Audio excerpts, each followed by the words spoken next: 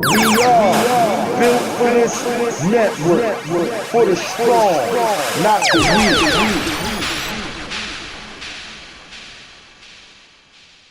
weak. I was the left cornerback, so I had to come across the field. No, that's the other side. I had to come across the field to get Bo. I went and got Bo. You went and got him? But when I got there, Bo. Oh, yeah. Oh, really? He did. Now we're talking about Bo Jackson here.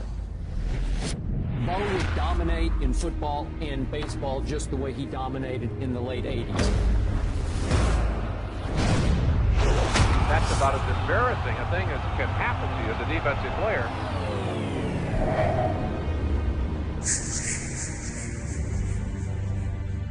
There are things about him that simply you know you can't duplicate. The Bo Jackson, the size, the speed, the power.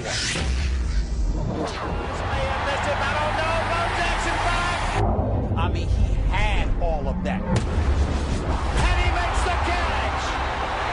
Bo Jackson timing that high drive by. When you looked at Bo Jackson compete, there was something obvious about his greatness.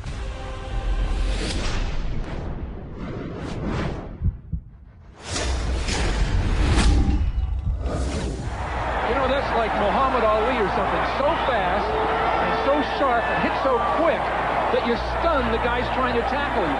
He's just so quick. Look at that burst, banging into people. And joining me now is the ESPN Sports Science greatest athlete of all time, Mr. Bo Jackson. Hit well to center field. Deion Sanders going back to the wall, and it is gone. Bo Jackson homers. What made Bo a great athlete? Where do you start?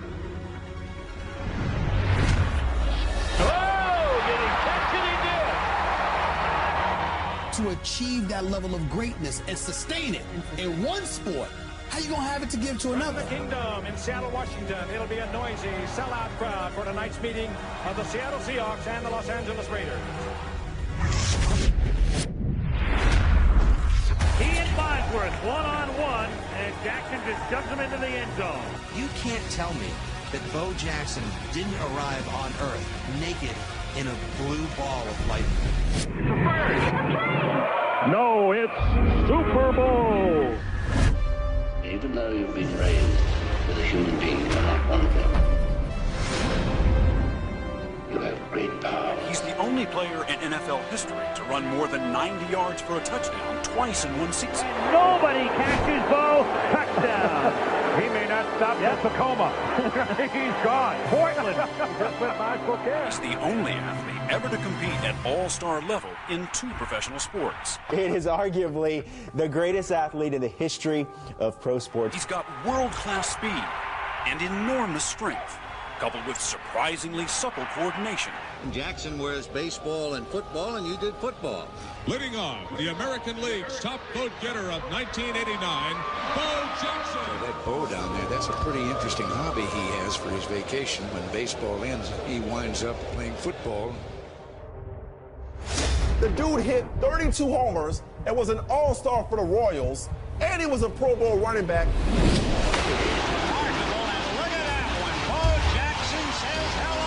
1989 Major League Baseball All-Star Game. He led off the game with a monster homer off Rick Russell, named MVP. There's Bo Jackson. He reverses, comes back, gets a block. He clocked a 4.1240. Still the fastest 40 ever recorded in combine history.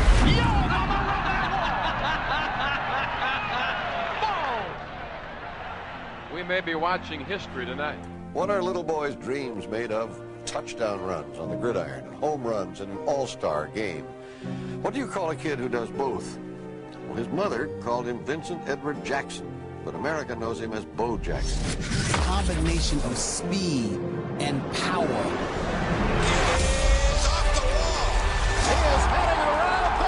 There's nothing overrated about Bo Jackson. He's not going to get him. Inside the park home run. Bo grew up with 9 brothers and sisters. The name comes from them because he was as tough as a boar hog, only they pronounced it Bo Hog. Many believe he is bound for the Hall of Fame in both baseball and football, something no athlete's ever done. Jackson has some room. One man to beat, and from behind, Kevin Walker saves another touchdown. Didn't look like he got crushed. He slid down and grabbed my legs, and when he grabbed, I pulled my left leg free. And running as fast as I was, he clamped down on my right leg and was able to hold onto my right leg and stop me in my tracks. I was running with such force, my momentum kept going forward. If he'd have been a less powerful athlete, he probably wouldn't have had that kind of shearing force to his hip joint, and he would have gone down in a tackle and he would have been fine.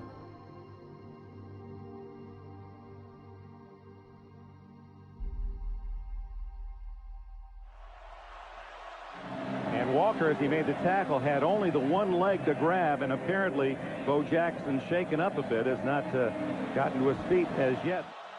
The Royals were full of hope, of course, at the time that he would be able to recover from that and go on and play. But as time went by and it became more and more obvious that he wasn't going to be the Bo Jackson of old, they just made the very difficult decision to let him go. I would like to be in that body just one day and play baseball, just to see what it's like to run that fast.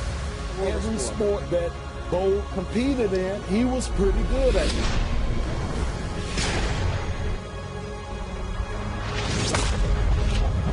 Bo Jackson was a man and a half. Toward the corner in left field, it's going to be up to Bo Jackson. He'll try to stop Reynolds from scoring. He can't do it. Yes, he can! I don't believe it. He made an absolutely perfect throw.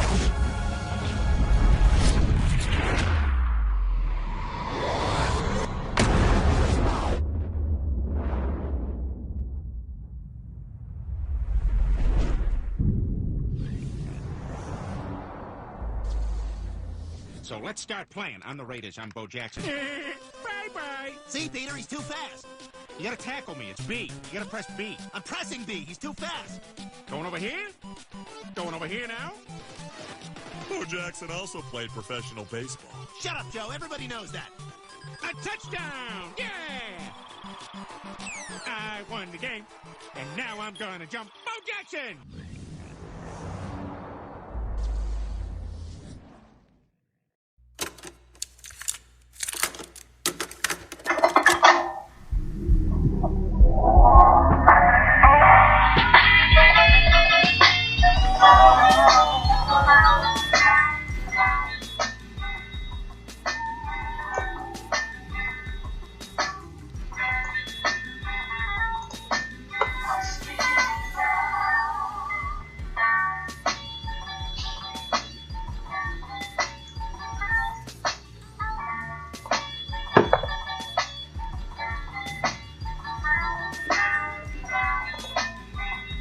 Once again, it's on.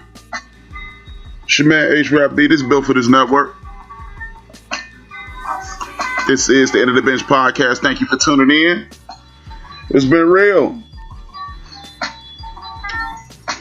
As you know, sports is about to pop off again, or maybe not. But I got a lot to talk about, as usual. I want to thank you for tuning in.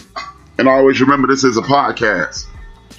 The reason I say that is because a lot of people always tell me, B, I missed your show, which is foolish, but whatever. Because this is a podcast, what a podcast is on-demand entertainment. You can listen to this 24 hours a day, 7 days a week. You can listen to it 10 times, 100 times, 1,000 times. There's one episode. You can listen to it as many times as you can fit into this into your lifetime. So when you say you missed my show, that just means you didn't really want to listen to it. You don't have to really tell me that. I'm okay with it. But if you have to leave early, you want to continue, you like what you're hearing, you want to continue, you can come back to Spreaker. You can go to YouTube. You can go to Apple Podcasts, Spotify, iHeartRadio, Google Cast, Castbox, Deezer, Podcast Addict, Alexa, or the Google Dot. And just say, pay bill for this network, and then you can find the End of the Bench and the rest of the people that are on the network. Thank you for tuning in. Every week, what I do is acknowledge my ancestors, because when you acknowledge them with respect, they send down blessings and protection to you and your listeners. I was taught that anytime you speak in front of publicly speaking, you should do so So I want to acknowledge my family with the last name Whitmore and everybody affiliated: Turner, Battle, Cotton, Harper, Bailey, Crisp, Lansdowne, Liggins, Duncan, and everybody who listens on a weekly basis know that me and my father, my sisters, my brother, we make up the Williams clan. We in the building.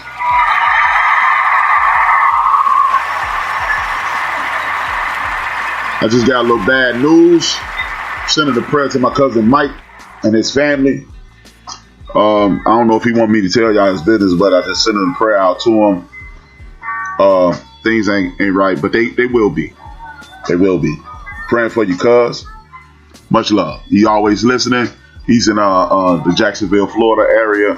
Orlando, I'm sorry. He's in the Orlando, Florida area. Praying for you, cuz. Make sure everything is cool. I'll rap with you right after the show.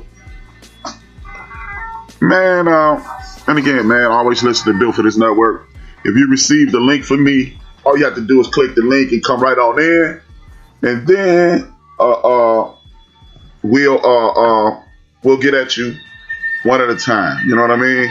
And I see I got a couple people asking for the call-in number. I'm putting it into the chat room right now.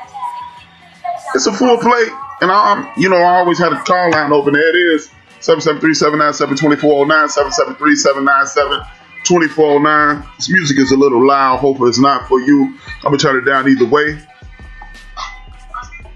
Man, it's been an interesting week, man. As my main man, fellow hitmaker D-Gray coined it, the boo-boo flu. Looks like it's ratcheting up. Make sure you are taking care of yourself, your loved ones, and doing everything you can to make sure you get through this week and this chaos. Now, with that being said, man, welcome aboard. It's the end of the bench. Let's get it cracking. The NBA, man. The NBA is ratcheting up. But y'all know I'm a former football player. Basketball is my first girlfriend. Baseball is my first love, but I married football. Period. Point blank period. That's how I went. But I always have a special place in my heart for basketball. Basketball is a complicated game. Well, the game is complicated. The people are complicated.